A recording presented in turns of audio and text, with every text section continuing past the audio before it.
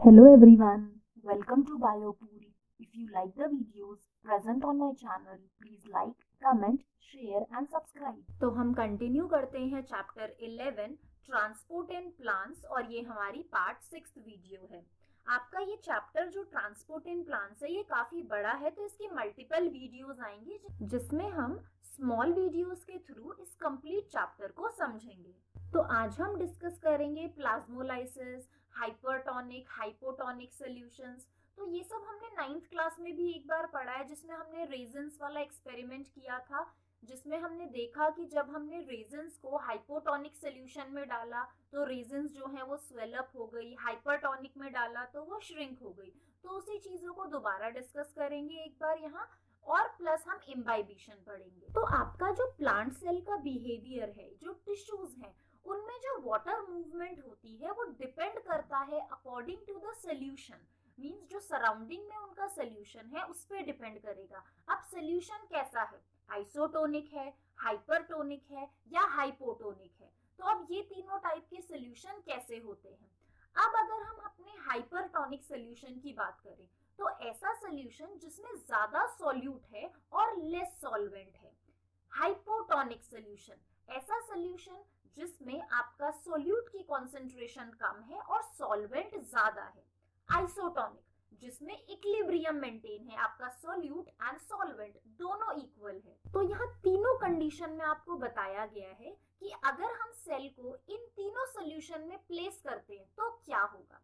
तो अगर हमारा जो एक्सटर्नल सोल्यूशन बैलेंस्ड है, मींस आइसोटोनिक सोल्यूशन है, तो आपका जो सेल है उसके अंदर कोई मूवमेंट नहीं होगी वाटर की। तो it means when the cell is placed in an isotonic solution there is no net movement of water inside the cell. Next है, अगर हमारा एक्सटर्नल सॉल्यूशन मोर डाइल्यूट है, मींस आपका हाइपोटोनिक सॉल्यूशन है, तब आपका जो सेल है उसके अंदर पानी एंटर करेगा फ्रॉम द एक्सटर्नल सॉल्यूशन और आपका सेल स्वेल हो जाएगा। थर्ड कंडीशन है, जब आपका एक्सटर्नल एनवायरनमेंट कैसा है, हाइपरटोनिक है, मींस वहां सॉल्यूट ज्यादा है और सॉल्वेंट कम है, तब आपके सेल के अंदर से वाटर बाहर आ जाएगा और आपका सेल श्रिंक हो जाएगा। तो ये सिंपली उसी प्रिंसिपल पे वर्क कर रहा है कि जब वाटर का मूवमेंट होता है, सॉल्वेंट का मूवमेंट होता है from higher concentration to lower concentration, और हम ये जो डिफ्यूजन, ऑस्मोसिस प्रोसेस हमने देखे, ये सभी हमारे सॉल्वेंट के कंटेक्स्ट में है, वाटर मॉलिक्यूल्स मूव हो रहे हैं बाहर। तो यहाँ पे भी यही होता है। तीन टाइप के सोल्यूशन है आपके, आइसोटोनिक, हाइपोटोनिक एंड हाइपरटोनिक। तो इनमें सेल्स का क्या कंडीशन है वो कैसे याद रखेंगे। देखो, आइसो मींस आपका equal, hypo, hypo is equal to hippo, आप ऐसे याद रखना, हिप्पोपोटामस आपके मोटा होता है, तो वैसे ही हाइपोटोनिक सोल्यूशन में आपका जो सेल है वो स्वेल हो जाएगा, मोटा हो जाएगा आपका सेल।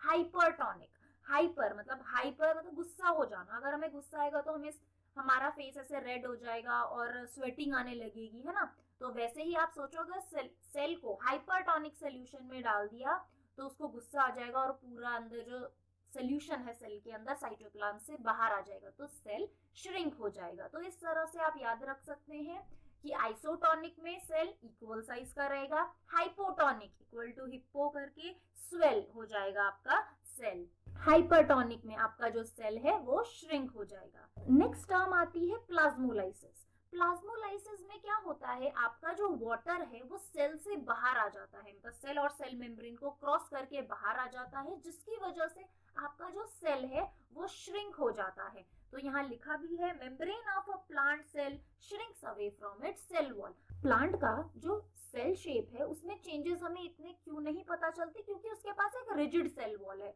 और सेल वॉल अपना शेप इजीली चेंज नहीं करती है। और ऐसा कब होता है, प्लाज्मोलाइसिस कब होगा, जब आपका सेल या टिश्यू प्लेस किया गया है हाइपरटोनिक सॉल्यूशन में which has more solutes to the protoplasm। इसका मतलब बाहर सॉल्यूट ज्यादा है, सॉल्वेंट कम है, और सेल के अंदर आपका वाटर कॉन्सेंट्रेशन ज्यादा है। तो हमने मूवमेंट पढ़ा है from higher water potential to lower water potential, इसीलिए प्लाज्मोलाइसिस में आपका जो सेल है वो श्रिंक हो जाता है, वाटर मूव कर जाता है आउटसाइड द सेल।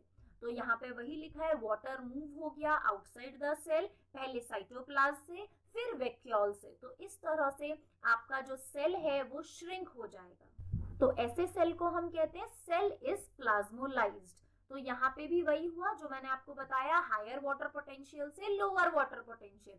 तो एक प्लाज्मोलाइज्ड सेल की अगर हम बात करें तो उस टाइम उसमें हायर वाटर पोटेंशियल था एज कंपेयर टू बाहर हाइपरटोनिक सोल्यूशन, इसीलिए आपका जो वाटर है वो सेल में से बाहर आ गया। अगर टिश्यू को प्लेस किया गया आइसोटोनिक में, there is no net movement of water, external solution बिल्कुल बैलेंस्ड है। तो आइसोटोनिक के केस में जो वाटर फ्लो कर रहा है inside the cell and out of the cell वो इक्विलिब्रियम पे है, तो हम सेल को क्या कहेंगे, फ्लैसिड सेल। तो यहाँ पे आपके पास दो टर्म्स हमने सीखे, प्लाज्मोलाइज्ड सेल जब वो किसमें होगा, हाइपरटोनिक सोल्यूशन में, फ्लैसिड सेल जब वो होगा आइसोटोनिक सोल्यूशन में, और तीसरा टर्म है आपका टर्जिड सेल। तो ये कब होता है, प्लाज्मोलाइसिस एक रिवर्सिबल प्रोसेस है। ऑब्वियसली वाटर कंसंट्रेशन इन और आउट कभी भी मूवमेंट हो सकता है depending upon the solution. Third case, hypotonic solution में सेल को डाल दिया, हाइपोटोनिक में बताया था आपका सेल स्वेल हो जाएगा, तो वाटर डिफ्यूज करेगा इनसाइड द सेल। क्यों अंदर डिफ्यूज करेगा, क्योंकि बाहर डाइल्यूट सोल्यूशन है और अंदर आपका सोल्यूट कंसंट्रेशन ज्यादा है, तो हायर टू लोअर मूव करेगा, आउटसाइड से इनसाइड। अब जब वाटर आउटसाइड से इनसाइड मूव करेगा तो वो सेल के अंदर एक प्रेशर बिल्डअप करेगा against the wall, this is known as turgor pressure. तो आपकी नेक्स्ट डेफिनेशन भी यही है कि turgidity refers to the state of plant cell being swollen due to high fluid content. तो जब आपके सेल के अंदर पानी जाने लगेगा तो आपकी जो सेल की वॉल्स हैं उसमें प्रेशर बिल्डअप होगा, तो आपका वो सेल कहलाएगा टर्जिड सेल। तो यहाँ पे भी वही बात लिखी है, जो प्रेशर एक्सर्ट किया जाएगा due to entry of water against the rigid wall, it is known as pressure potential. तो हम यहाँ पे कैसा प्रेशर पोटेंशियल प्रोवाइड कर रहे हैं, पॉजिटिव प्रेशर पोटेंशियल, जो सेल वॉल पे प्रेशर अप्लाई कर रहा है, और आपकी सेल वॉल रिजिड होती है तो वो रप्चर नहीं होगी। आपका टर्गर प्रेशर क्या है, वो अल्टीमेटली रिस्पॉन्सिबल है फॉर एनलार्जमेंट ऑफ सेल, क्योंकि सेल का साइज इंक्रीज हो रहा है, हाइपोटोनिक में वो स्वेल अप हो रहा है। तो ये पॉजिटिव प्रेशर पोटेंशियल है जो डेवलप हुआ सिस्टम में due to the entry of water into the system by osmosis. और आपका जब सेल स्वेल होता है तो वहां पॉजिटिव प्रेशर पोटेंशियल जनरेट होता है, वो सेल को टर्जिड बनाता है। नेगेटिव प्रेशर पोटेंशियल कब होगा, जब सेल प्लाज्मोलाइज्ड होगा, मतलब जब श्रिंक हो जाएगा। थर्ड हमने देखा था फ्लैसिड सेल, जहां पे कोई एंट्री और एग्जिट नहीं होती है वाटर की ड्यू टू ऑस्मोसिस, तो यहाँ पे जो प्रेशर पोटेंशियल है वो जीरो है। अब आपके पास एक क्वेश्चन है कि क्या ऐसे और ऑर्गेनिज्म है जिनके पास सेल वॉल है प्लांट्स के अलावा। ऑब्वियसली हमारे पास फंगस है और प्रोकैरियोटिक कुछ बैक्टीरिया है जिनके पास सेल वॉल प्रेजेंट है। तो ये जो मैकेनिज्म है ये स्टैंडर्डाइज्ड है आपके सभी ऑर्गेनिजम्स के लिए जो सेल वॉल पोजेस करते हैं, जैसे कि आपके फंगाई हो गए, प्रोकैरियोट्स हो गए, और प्लांट्स में तो हमने देखा तीन कंडीशन देखी, plasmolysed cell, turgid cell and flaccid cell. Plasmolysed cell कब होगा, जब वो हाइपरटोनिक सोल्यूशन में डाला जाएगा, जिसमें आपका जो वाटर है वो सेल से बाहर आ जाएगा और सेल श्रिंक हो जाएगा। सेकेंड केस इज आपका टर्जिड सेल। तो टर्जिड सेल में जब आपके सेल को हाइपोटोनिक सोल्यूशन में डाला गया है और सेल के अंदर सारा पानी मूव करेगा, जिसकी वजह से सेल स्वेल अप हो जाएगा, तो हम क्या कह रहे हैं, टर्जिड सेल हो गया। पॉजिटिव प्रेशर पोटेंशियल है टर्जिड सेल में। प्लाज्मोलाइज्ड सेल में नेगेटिव प्रेशर पोटेंशियल डेवलप हो रहा है, तभी वो श्रिंक हो गया। थर्ड इज आइसोटोनिक सोल्यूशन, जहां सेल आपका जो है उसके शेप में कोई चेंज नहीं आएगा और वो कहलाएगा आपका फ्लैसिड सेल, और जहां पे जीरो प्रेशर पोटेंशियल है, देयर इज नो एंट्री और एग्जिट ऑफ वाटर। तो यहाँ आप डायग्राम में तीनों कंडीशन देख सकते हो, turgid cell, flaccid cell, plasmolysed cell. ये आपकी एनसीईआरटी का भी डायग्राम है। प्लाज्मोलाइज्ड में सारा वाटर बाहर आ गया, फ्लैसिड में जो है इन और आउट इक्विलिब्रियम पे है, टर्जिड में सेल के अंदर आ गया, तभी सेल स्वेल अप हो गया। लास्ट आता है इम्बाइबिशन। तो इम्बाइबिशन एक स्पेशल टाइप का डिफ्यूजन है जो होता है जब वाटर एब्जॉर्ब करते हैं हमारे सॉलिड्स या colloids, causing them to increase in volume.